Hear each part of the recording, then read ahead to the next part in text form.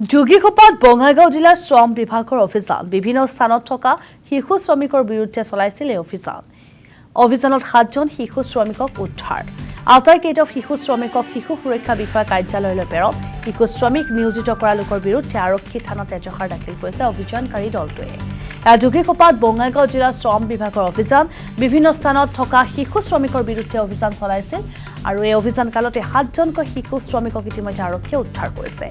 আটাইকেইটা শিশু শ্ৰমিকক শিশু সুৰক্ষা কাৰ্যালয়লৈ ইতিমধ্যে প্ৰেৰণ কৰা হৈছে আৰু শিশু শ্ৰমিক নিয়োজিত কৰা লোকৰ বিৰুদ্ধে ইতিমধ্যে আৰক্ষী থানাত এজাহাৰ দাখিল অভিযানকাৰীৰ দলটোৰ